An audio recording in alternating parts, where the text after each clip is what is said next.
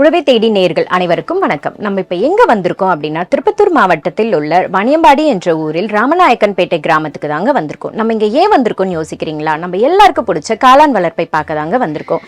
நம்ம தினேஷ் அவர்கள் 3 வருடத்திற்கும் மேலாக காளான் வளர்ப்பில் ஈடுபட்டுள்ளார். வாங்க நம்ம அவருடைய அனுபவத்தை கேட்டு தெரிஞ்சுக்கலாம்.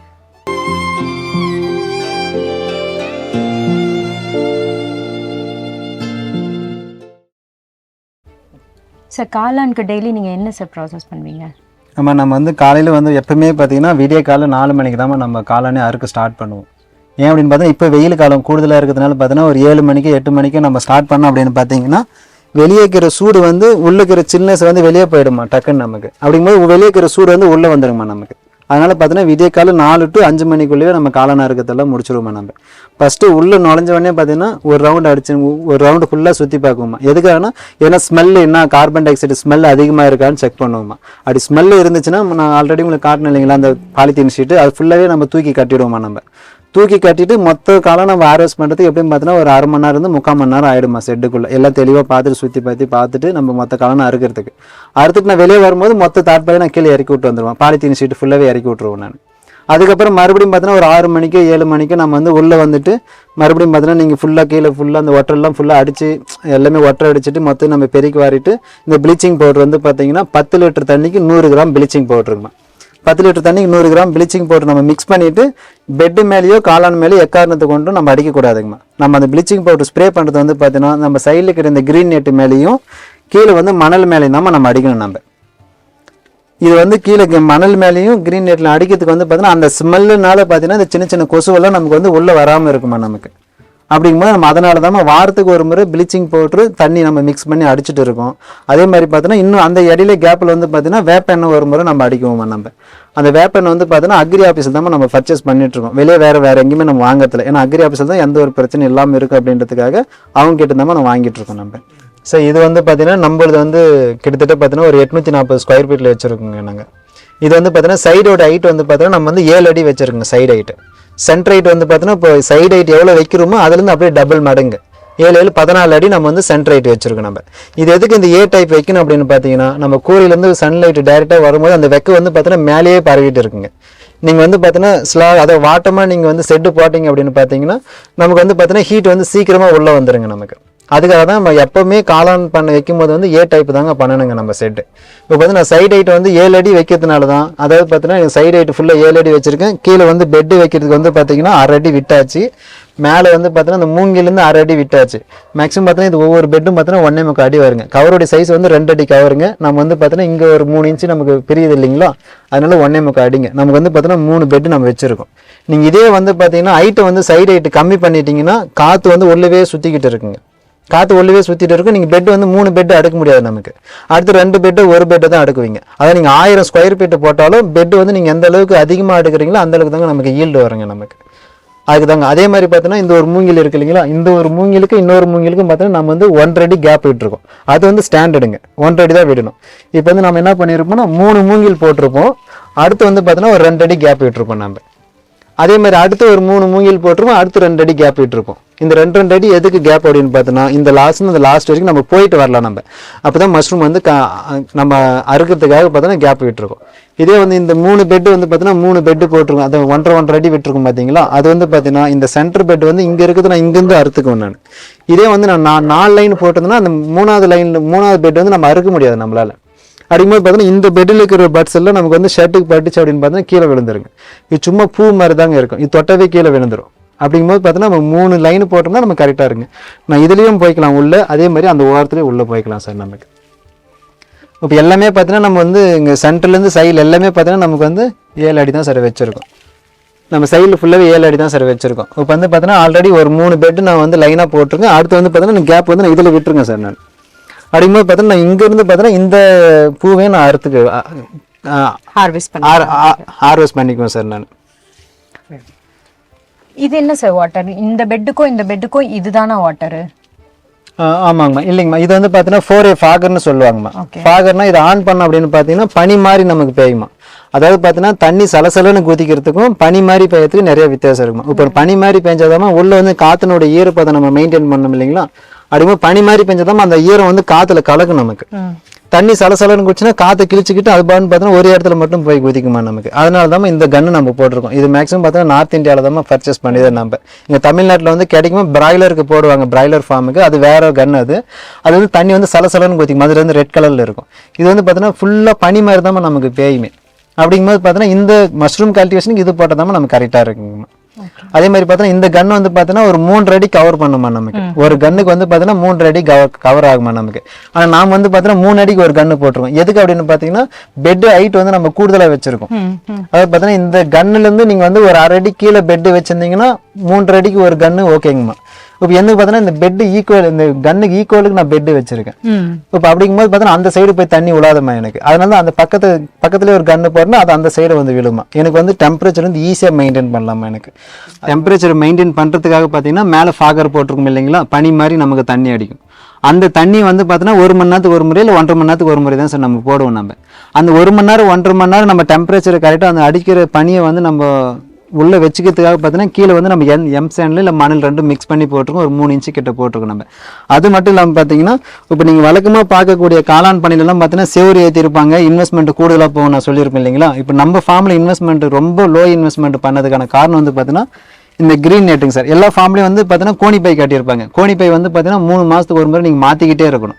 ஏன் அப்படின்னு பார்த்தீங்கன்னா தண்ணி படப்பட பார்த்தீங்கன்னா கோணிப்பை வந்து சீக்கிரம் மக்கிடுங்க. அந்த மக்கனால பார்த்தீங்கன்னா அதுலேருந்து நமக்கு ஸ்மெல்லு வரும். ஆனால் இந்த கிரீன் நெட்டில் வந்து பார்த்தீங்கன்னா அந்த மாதிரி எதுவுமே மக்கள் வராதுங்க நமக்கு. அதெல்லாம் பார்த்தீங்கன்னா இந்த கிரீன் நெட் ஃபுல்லாகவே பார்த்தீங்கன்னா நமக்கு தண்ணி வந்து சொட்டாக ஒழுகிட்டு இருக்குங்க. இந்த கிரீன் நெட் மேலே ஒழுகு நமக்கு. அதுக்கு நம்ம என்ன பண்ணியிருக்கோம்னா இந்த கிரீன் நெட்டுக்குள்ளே வந்து பார்த்தீங்கன்னா லேட்ரு ஓசை கொடுத்துருக்கோம், கருப்பு கலர் ஓசை கொடுத்துருக்கோம். நம்ம மோட்டர் போடும்போது என்ன பண்ணோம்னா இந்த லேட்ரு ஓஸ் வழியாக நம்ம சின்ன சின்ன ஹோல்ஸ் போட்டுக்கிறதுனால அப்போ தண்ணி ஒழுகிட்டு அப்படியே நம்ம இந்த ஓஸ்லேயே பார்த்தீங்கன்னா நம்ம டேங்குக்கு ஏற்றிட்டு இருக்கோம். ஒரு 50 லிட்டர் பேரில் இந்த சம்மருக்காக மட்டும்தான் நம்ம வச்சிருக்கோம். மழை காலத்தில் நம்ம அதை யூஸ் பண்ண மாட்டோம். வீட்டுக்கு மேலே அந்த செட்டுக்கு மேலே வச்சிருக்கோம். நம்ம இந்த ஓஸ் வழியாகவே டேங்குக்கு வந்து பார்த்தீங்கன்னா 50 லிட்டர் தண்ணி ஸ்டோரேஜ் ஆகிடும். மறுபடியும் பார்த்தீங்கன்னா அந்த 1 மணி நேரத்துக்கு ஒரு மணி நான் போடுவேன் இல்லைங்களா. அப்போ இந்த இன்லெட் கேட் ஆஃப் பண்ணிட்டுனா டேங்க்லேருந்து ரிவர்ஸில் வரும் நமக்கு தண்ணி.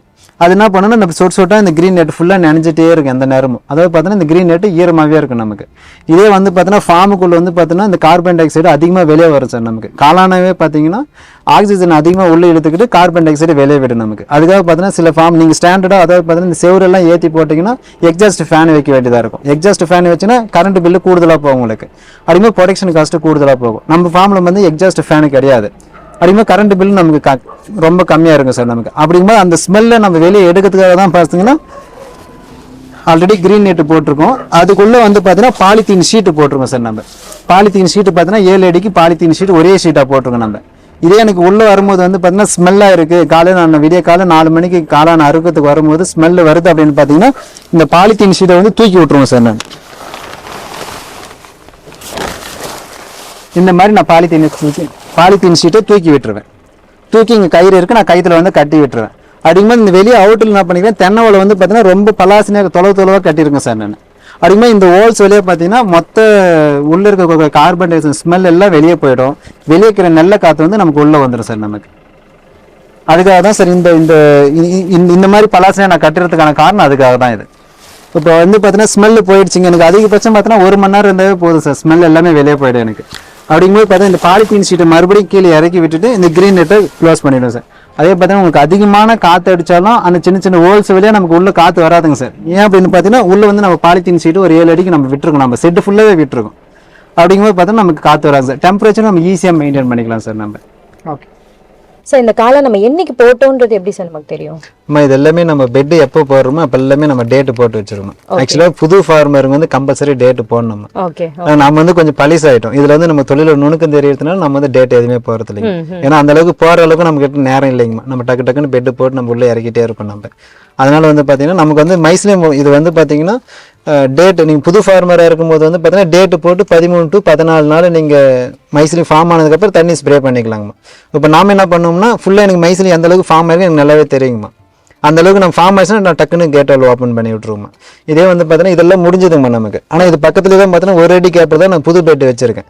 ஆனால் எனக்கு இது முடிஞ்சதுலேருந்து இந்த சின்ன கொசு இருந்தால் மட்டும்தான் இந்த கொசுவில் இருந்தால் எனக்கு வந்து இங்கே வந்து கம்ப்ளைண்ட் வந்து அப்படியே மாறும் நமக்கு. ஆனால் எனக்கு ஃபார்மில் கொசு எல்லாத்தினால வந்து பார்த்தா எனக்கு கம்ப்ளைண்ட் வந்து அடுத்த பெட்டுக்கு வராதுமா நமக்கு. அதே மாதிரி பார்த்தீங்கன்னா இந்த முடிஞ்ச பெட்டுக்கு தண்ணி அடிக்கிறதுக்காக பார்த்தீங்கன்னா இங்கே இந்த பக்கத்தில் வந்து பார்த்தீங்கன்னா 4A ஃபாகர் வச்சிருக்கோம். அதில் தண்ணி அடிக்கும். ஆனால் இந்த பெட்டுக்கு வந்து நம்ம தண்ணி விடக்கூடாதுன்னு நம்ம சொல்லியிருக்கோம் 10 to 15 நாளைக்கு. அதுக்காக நம்ம இடையில வந்து பார்த்தீங்கன்னா ஒரு கிளாத் கட்டியிருக்கேன் நான். இந்த கிளாத்தை மீறி வந்து பார்த்தீங்கன்னா புது பெட்டுக்கு தண்ணி வராதுமா. இப்போ இந்த பெட்டு போட்டு வந்து பார்த்தீங்கன்னா ஒரு 5 to 6 நாள் வரைக்கும் ஆயிடுச்சுங்கம்மா. இப்போ அதே உங்கள் பின்னாடி அதாவது பக்கத்தில் ஒரு பெட் இருக்குது பாருங்கம்மா. இப்போ இது வந்து பார்த்தீங்கன்னா நான் தண்ணி அடிச்சுட்டு இருக்கேன். இது வந்து பார்த்தீங்கன்னா நம்ம 9ஆம் தேதி போட்டதுக்குமா கிட்டத்தட்ட பார்த்தீங்கன்னா 17-18 நாள் ஆயிடுச்சுங்க. இப்போ ஒரு 3-4 நாளைக்கு முன்னாடி தான் நம்ம வந்து இது வந்து நம்ம தண்ணி அடிக்க ஸ்டார்ட் பண்ணியிருக்கோம் நம்ம. ஓகே, இதுக்கும் என்ன சார் டிஃபரெண்டா கொஞ்சம் ஒயிட்டா இருக்கு? ஆமாங்கம்மா, இது வந்து பாத்தீங்கன்னா மைசிலி வந்து இன்னும் ஃபார்ம் ஆகலைங்கம்மா நமக்கு. அது இப்போ 5 நாள் தான் ஆகுது. அப்படிங்கும்போது பார்த்தீங்கன்னா இந்த விதை போட்டிருக்கும் இல்லைங்களா, அந்த கேப்ல மட்டும்தான் நமக்கு வந்து வெள்ளை வெள்ளையா மாறுமா.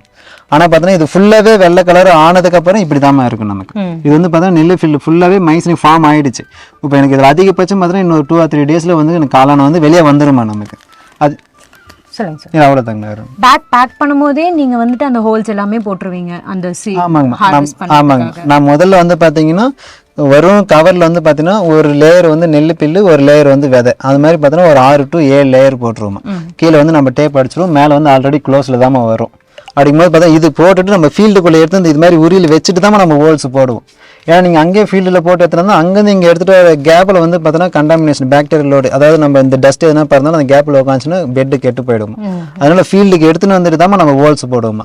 இந்த பெட்டு வந்து பார்த்தீங்கன்னா 12-24 கவர் நான் சொல்லியிருந்தீங்களா, அந்த கவர்மா இது. இதில் வந்து பார்த்தீங்கன்னா நம்ம கிட்டத்தட்ட பார்த்தீங்கன்னா ஒரு 6 to 7 கிலோ அந்த அளவுக்கு நான் வெயிட்டில் போட்டிருக்குமா. இதுக்கு வந்து பார்த்தீங்கன்னா ஒரு 20 ஹோல்ஸ் போட்டிருக்குமா. அதே மாதிரி வந்து பார்த்தீங்கன்னா இந்த பெட்டெல்லாம் பார்த்தீங்கன்னா ட்ரையலுக்காக வச்சிருக்குமா நான். இது வந்து பார்த்தீங்கன்னா புது சீடு ஒன்று, அதனால பார்த்தீங்கன்னா ட்ரையலுக்காக போட்டிருக்கோம். இங்கே எல்லாமே பார்த்தீங்கன்னா லேபிள் மாதிரி போட்டு வச்சிருக்கோம். வந்து பார்த்தீங்கன்னா எவ்வளோ வெயிட் போட்டிருக்கோம், எவ்வளோ நெல்லு பில்லு வெயிட் இருக்குது, எவ்வளோ சீடு இருக்குது, இந்த மாதிரி நான் வந்து பார்த்தீங்கன்னா இது ட்ரையலுக்காகுமா. இந்த ட்ரையல் எனக்கு ஓகே ஆயிடுச்சு அப்படின்னு பார்த்தீங்கன்னா ஃபுல்லாகவே பார்த்தீங்கன்னா இது வந்து நம்ம வந்து ஃபார்ம் ஃபுல்லாகவே நம்ம இது தான் போடுவோம். நம்ம கிட்ட ட்ரைனிங் எடுக்கிறவங்களுக்கும் பார்த்தீங்கன்னா இந்த சீடு தான் நம்ம ரெஃபர் பண்ணுவோமா அந்த மாதிரிங்க. இது என்ன சார் எல்லோ கலர்ல இருக்கிறது? ஆமா, இது வந்து பாத்தீங்கன்னா நமக்கு 3 ஈல்டு முடிஞ்சதுமா. அதாவது பாத்தீங்கன்னா இது 55 நாள் ஆயிடுச்சுமா இந்த பெட். இப்போ இன்னும் அடுத்து ஒரு ஈல்டு இன்னொரு 5 to 6 நாள்ல பாத்தீங்கன்னா இன்னொரு ஈல்டு வந்துச்சுன்னா இதை எடுத்து வெளியே போட்டுருவோம் நம்ம. இப்போ முடிஞ்சதுக்கு அப்புறம் பாத்தீங்கன்னா ஆல்ரெடி நம்ம இந்த பெட்ஸ் எல்லாம் நம்ம காளான் பறிச்சிட்டோம் இல்லைங்களா, அந்த கேப்ல வந்து தண்ணி உள்ள போகும்போது இது மாதிரி எல்லோ ஷேடோ வருமா நமக்கு. இன்னும் இது வரும். இன்னொரு ஈல்டு வருங்க அதில். எனக்கு வந்து பார்த்தீங்கன்னா இந்த பெட்டில் எப்படின்னு பார்த்தீங்கன்னா இன்னொரு 200 to 250 கிராம் கண்டிப்பாக இதில் எடுக்கலாமா நம்ம. இப்போ இது அடுத்து வந்து பார்த்தீங்கன்னா இப்போ அங்கே ஆல்ரெடி நம்ம வந்து மொதல் ரெடி பண்ண பெட்டு 5 நாள் பெட்டு நம்ம பார்த்துருப்போம்னா. இப்போ இது வந்து பார்த்தீங்கன்னா ஃபர்ஸ்ட் ஈல்டு முடிஞ்சாச்சுங்க சார். இது இப்போ வந்து செகண்ட் ஈல்டு இதில் வந்துட்டு இருக்கு. அதாவது பார்த்தீங்கன்னா நீங்கள் லீஃபோட சைஸ் சொல்லியிருந்தேன் இல்லைங்களா, அதாவது பார்த்தீங்கன்னா செல்ஃப் லைஃப் வந்து பார்த்தீங்கன்னா எந்த அளவுக்கு நீங்கள் காளான சைஸ் இருக்கிற மாதிரி நீங்கள் ஹார்வெஸ்ட் பண்ணிங்கன்னா செல்ஃப் லைஃப் கூடுதலாக வரும் அப்படின்னு சொல்லியிருந்தீங்களா. இது வந்து பார்த்தீங்கன்னா உங்களுக்கு வந்து 2 inch தான் சார் வரும் உங்களுக்கு. இந்த காளானுடைய லீஃபுடைய சைஸ் வந்து பார்த்தீங்கன்னா 2 inch, அதுக்கு அந்த அளவுக்கு தான் சார் வரும் நம்மளுக்கு. இப்போ இதை வந்து நான் இப்போ ஹார்வெஸ்ட் பண்ணி நான் ஃப்ரிட்ஜில் ஸ்டோரேஜ் பண்ண அப்படின்னு பார்த்தீங்கன்னா அதிகபட்சம் பார்த்தீங்கன்னா 7 to 8 நாள் வரைக்கும் வச்சுக்கலாம் சார் நம்ம. இதே வந்து பார்த்தீங்கன்னா இப்போ இங்கிட்டு ஒரு பட்ஸ் இருக்குது பார்த்தீங்களா. இப்போ இதிலெல்லாம் பார்த்தீங்கன்னா நமக்கு வந்து பார்த்தீங்கன்னா லீஃபோட சைஸ் வந்து கூடுதலாக இருக்குங்க சார். இது வந்து பார்த்தீங்கன்னா 3 inch 3 inch இருக்குங்க சார் நமக்கு. இப்போ இது வந்து பார்த்தீங்கன்னா 5 to 6 நாள் வரைக்கும் தான் சார் வரும். இது ஏன் நமக்கு சைஸ் பெருசு ஆக பார்த்தீங்கன்னா செல்ஃப் லைஃப் குறையுது அப்படின்னு பார்த்தீங்கன்னா இந்த லீஃப் வந்து மலர வந்து பார்த்தீங்கன்னா நம்ம தண்ணி ஸ்ப்ரே பண்ணுறதுனால இது ஃபுல்லாக பார்த்தீங்கன்னா தண்ணி உறிஞ்சிக்கும் சார் நமக்கு. இப்போ தண்ணி உரியும் போது வந்து பார்த்தீங்கன்னா சீக்கிரமாக கெட்டு போகிறதுக்கான வாய்ப்பு கூடுதலாக இருக்குங்க. இதே வந்து இந்த 2 inch இருக்கும்போது வந்து பார்த்தீங்கன்னா தண்ணி வந்து அதிகமாக உரியாது. மலர பார்த்தீங்கன்னா லீஃப் வந்து ரொம்ப மெலிஸ்னாக இருக்கிறதுனால சீக்கிரமாக தண்ணி உறிஞ்சிக்குங்க நமக்கு. அதனால செல்ஃப் லைஃப் நமக்கு கம்மியாகுது சார். நமக்கு வந்து பார்த்தீங்கன்னா இந்த பெட்டில் வந்து பார்த்தீங்கன்னா 2 ஈல்டு முடிஞ்சதுங்க எனக்கு. ஆனால் 2 ஈல்டு முடிஞ்சது. இது வந்து பார்த்தீங்கன்னா பெட் வந்து எனக்கு லைட்டாக க்ரீன் மோல்டு வந்துருக்கு. க்ரீன் மோல்டுனா பச்சை கலர் ஆயிருக்கு எனக்கு பெட்டு. இது ஆல்ரெடி வந்துன்னா ஸ்டார்டிங் எனக்கு ஆயிடுச்சு. அது மாதிரி ஆனது காரணம் வந்து பார்த்தீங்கன்னா இந்த இடத்துல வந்து பார்த்தீங்கன்னா தண்ணி விழுந்ததுனால பார்த்தீங்கன்னா எனக்கு ஃபுல்லாக பச்சை கலர் ஆயிடுச்சுங்க. ஆனால் அப்போ இந்த பெட் நான் உள்ளே வச்சிருக்கேன்னா எனக்கு ஃபுல்லாகவே ஆகலை பச்சை கலர். எனக்கு கிட்டத்தட்ட பார்த்தீங்கன்னா ஒரு 20% தான் இது வந்து பச்சை கலர் ஆயிருக்கு. அதனால தான் நான் உள்ளே வச்சிருக்கேன். அதே மாதிரி ஒரு பெட்டு வந்து கெட்டு போச்சுன்னா கிட்டத்தட்ட பார்த்தீங்கன்னா ஒரு 50% கெட்டு போனால் மட்டும்தான் சார் நம்ம வெளியே எடுத்து போடணும். அப்படிங்கும்போது பார்த்தீங்கன்னா ஒரு 30% 40% கெட்டு போச்சுன்னா உள்ளே கூட வச்சுக்கலாம் சார், பிரச்சனை இல்லை. ஆனால் நமக்கு இந்த கம்ப்ளைண்ட் வந்து அடுத்த பெட்டுக்கு பரவாமல் இருக்குன்னா அந்த சின்ன கொசு இல்லாமல் நம்ம பார்த்துக்கணும் சார். நம்ம அந்த சின்ன கொசு இல்லாமல் இருந்துச்சுன்னா நீங்கள் என்னதான் மோசமான கம்ப்ளைண்டான பெட்டு உள்ளே வச்சாலும் அடுத்த பெட்டுக்கு பரவாதுங்க சார், நமக்கு பிரச்சனை இல்லாமல் இருக்கும் சார் நமக்கு. நம்ம வந்து பார்த்தீங்கன்னா சீடு இதுதான் சீடு நமக்கு. இந்த சீடு வந்து பார்த்தீங்கன்னா பியூர் ஒயிட்டாக இருக்குமா நமக்கு. ஒயிட்டாக தாங்க இருக்கணுங்க. இதில் வந்து இந்த பச்சை கலரோ இல்லை கருப்பு கலர் வந்து தயவு செஞ்சு இது பயன்படுத்தவே கூடாதுங்கம்மா. இது வந்து பார்த்தீங்கன்னா 1 கிலோ பேக்கெட்டுங்கம்மா இது. அதுக்கப்புறம் பார்த்தீங்கன்னா இது வந்து அவங்க வந்து ஸ்டோரேஜ் வந்து பார்த்தீங்கன்னா ஒரு 24 to 25 டிகிரி தான் மெயின்டைன் பண்ணுவாங்க. யாரும் இந்த சீடு வந்து ப்ரொடக்ஷன் பண்ணுறவங்க முதல் நமக்கு அது தெரியணும். அதாவது பார்த்தா இந்த சீடு வந்து பார்த்தீங்கன்னா என்ன டெம்பரேச்சரில் அவங்க வச்சுட்டு நம்ம கிட்ட கொடுக்குறாங்க அப்படின்ட்டு அவங்களுக்கு அந்த டெம்பரேச்சர் தெரிஞ்சாமல் நம்ம அதே டெம்பரேச்சர் தான் இங்கே வளர்க்க முடியும் நம்மளால். இதே வந்து பார்த்தீங்கன்னா அவங்க வந்து ஒரு ஏசி போட்டோ இல்லை ஃப்ரிட்ஜில் ஸ்டோரேஜ் பண்ணி ஒரு 15 டிகிரி 16 டிகிரியில் வளர்த்துட்டாங்க அப்படின்னு பார்த்தோன்னா அது வந்து நம்ம ஃபார்முக்கு வந்து செட் ஆகாதுங்க. அந்த 15 to 16 டிகிரி நம்மளால் மெயின்டைன் பண்ண முடியாதுங்க. அதாவது பார்த்தீங்கன்னா இந்த சீடு வந்து ரெடி பண்ணுறவங்க வந்து பார்த்தீங்கன்னா 24 25 டிகிரி தான் சார் மெயின்டைன் பண்ணுறாங்க. இப்போ அதை எடுத்து நாம் என்ன பண்ணுவோம் அப்படின்னு பார்த்தீங்கன்னா செட்டுக்குள்ளே தான் சார் நம்ம ஸ்டோரேஜ் பண்ணுவோம். ஏன் அப்படின்னு பார்த்தீங்கன்னா அதை காளான் குடியில் நம்மளது ஆல்ரெடி இருக்கு இல்லைங்களா, நம்ம அதுக்குள்ளே தான் வச்சுட்டு இருக்கோம். ஏன் அப்படின்னு பார்த்தீங்கன்னா நீங்கள் ரூம் டெம்பரேச்சர் வச்சிங்கன்னா ரூம் டெம்பரேச்சர் வந்து 30 32 இருக்கும். ஆனால் அதனுடைய காற்றினுடைய ஈரப்பதம் வந்து ரொம்ப ட்ரையாக இருக்கும், ரொம்ப உருக்கமாக இருக்கும். நமக்கு அந்த உருக்கத்தில் வந்து இது வச்சோம் அப்படின்னு பார்த்தீங்கன்னா ஃபுல்லாகவே பார்த்தீங்கன்னா உங்களுக்கு சீடு ஃபுல்லாகவே எல்லோ ஷேடோ வந்துடும் சார் நமக்கு. அதாவது பார்த்தீங்கன்னா ஓவர் சூட்னால பார்த்தீங்கன்னா வேறு மாதிரி வந்துட்டு நமக்கு எல்லோ கலராக மாறிடும் விதை. இதை எடுத்து நீங்கள் பெட்டுக்குள்ளே போட்டு அதை நெல் பில்லில் போட்டிங்கன்னா நமக்கு வந்து கெட்டு போயிடும் சார் நமக்கு. அதனால தான் சார் நம்ம வந்து இங்கே காளான் குடியில் வைக்கும் போது வந்து பார்த்தீங்கன்னா நம்ம வழக்கமாக வந்து 24 25 டிகிரி தான் சார் மெயின்டைன் பண்ணுவோம். அதில் வந்து நம்ம இருக்கும்போது பிரச்சனை இல்லைங்க சார். அதுதான் சார் நம்ம இந்த மாதிரி ஒரு ஸ்டாண்ட் ஒன்று நம்ம வந்து இது வந்து பார்த்தீங்கன்னா இன்வெஸ்ட்மெண்ட் இல்லாத ஒரு ஸ்டாண்டுங்க சார். இது இன்வெஸ்ட்மெண்ட் இல்லாத ஒரு ஸ்டாண்டுங்க சார். இது அதுக்காக பார்த்தீங்கன்னா நம்ம கிட்ட இருக்கக்கூடிய மூங்கிலே நம்ம ஸ்டாண்டு மாதிரி அடிச்சிருக்கோம். இதில் வந்து பார்த்தீங்கன்னா கிட்டத்தட்ட நம்ம 100 கிலோ கிட்ட ஸ்டோரேஜ் பண்ணிட்டு இருக்கோம் சார். நம்ம அப்படிங்கும்போது டெம்பரேச்சர் வந்து மெயின்டைன் பண்ணுறது ரொம்ப ஈஸியாக இருக்கும் சார் நமக்கு. இதுக்குன்னு நம்ம டைம் ஸ்பெண்ட் பண்ண வேண்டிய அவசியம் இல்லைங்க சார் நமக்கு. சார் இப்போ இந்த காளான் வந்து இப்போ அறுவடைக்கு ரெடி ஆகிடும். ஆமாம், இது வந்து கரெக்டாக இருக்குமா நமக்கு. இது வந்து பார்த்தீங்கன்னா நம்ம இது வந்து ரொம்ப டைட்டாக கொடுத்து நம்ம ஹார்வெஸ்ட் பண்ணுறதெல்லாம் இல்லைங்கம்மா. லைட்டாக நீங்கள் கை வச்சே பார்த்தீங்கன்னா வெளியே வந்துடுமா நமக்கு. ஓகே, எப்படி இப்போ நீங்கள் இது வந்து ரெடி ஆயிடுச்சுன்னு சொல்கிறீங்க, வெளியில் வந்துட்டாலே இல்லைங்கம்மா. நமக்கு வந்து பார்த்தீங்கன்னா இந்த லீஃபோட சைஸ் இருக்கு இல்லைங்களா, இது வந்து பார்த்தீங்கன்னா 3 to 4 இன்ச்சு கிட்ட வந்துச்சுங்கம்மா. அந்த அளவுக்கு மலர்ந்துருச்சு. இது இதோட செல்ஃப் லைஃப் வந்து பார்த்தீங்கன்னா அதிகபட்சம் 3 to 4 நாளைக்கு தான் வரும் நமக்கு. அப்படிங்கும்போது பார்த்தீங்கன்னா இந்த அளவுக்கு மலர்ந்துட்டாவே பார்த்தீங்கன்னா இதோட லீஃபோட சைஸ் எவ்வளோ இருக்குன்னு பார்த்துட்டு நம்ம ஹார்வெஸ்ட் பண்ணிக்கலாம். எந்த ஒரு தொந்தரவும் கிடையாதுமா நமக்கு. ஓகே, இப்போ இந்த காளான் வந்து பார்த்தீங்கன்னா நமக்கு 7 to 8 நாள் வரைக்கும் நல்லா இருக்குமா நமக்கு. ஆனால் இதுக்கும் உங்களுக்கு டிஃப்ரெண்ட் தெரியுது இல்லைங்களா. இது வந்து பார்த்தீங்கன்னா 3 to 4 நாளில் வந்துன்னா கெட்டு போயிடுமா நமக்கு. இது வந்து பார்த்தீங்கன்னா 7 to 8 நாள் வரைக்கும் வச்சுக்கலாங்கம்மா. நம்ம கிட்ட வந்து பார்த்தீங்கன்னா எல்லாமே பார்த்தீங்கன்னா இந்த சைஸ் தான் நமக்கு வரும். அப்போ தான் வந்து கஸ்டமர் கம்ப்ளைண்ட் இல்லாமல் நல்லபடியாக இருக்குமா நமக்கு. இது அடியிலலாம் கூட வரும் இல்லைங்களா. ஆமாம்மா, இந்த கேப்ல இங்கிட்ட வந்துருக்கு இல்லைங்களா, இந்த மாதிரிலாம் வரும். ஏன்னா நம்ம டேப் அடிச்சிருக்கோம் இல்லைங்களா, அந்த கேப்பில் தான் முதல்லவே வரும் நமக்கு. அப்படிங்கும்போது அதெல்லாம் ஒரு இஷ்யூ இல்லைங்கம்மா. இப்போ வந்து பார்த்தீங்கன்னா நம்ம ஃபார்ம்லேயே வந்து பார்த்தீங்கன்னா மேலே இருக்கிற 2 பெட்டு வந்து பார்த்தீங்கன்னா ஃபுல்லாக நான் உல்ட்டாவே வச்சிருப்பேன் நான்.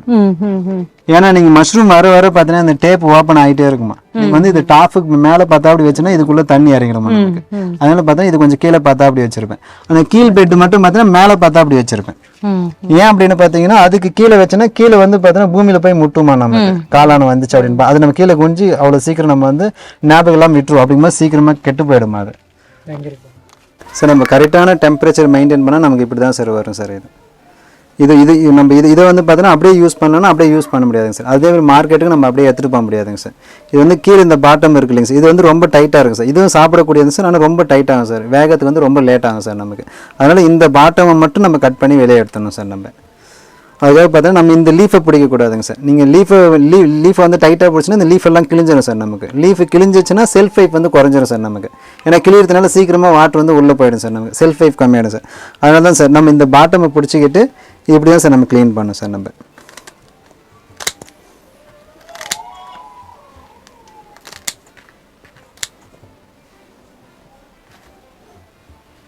இதுதான் சார். இப்போ நம்ம இது மாதிரி நம்ம க்ளீன் பண்ணியிருக்கோம் இல்லைங்க சார். இதை வந்து நம்ம ஒவ்வொரு லீஃபாக செப்பரேட் தனித்தனியாக எடுத்துகிட்டு இதை வந்து அப்படியே நம்ம பேக்கெட் போட வேண்டியதான் சார். இது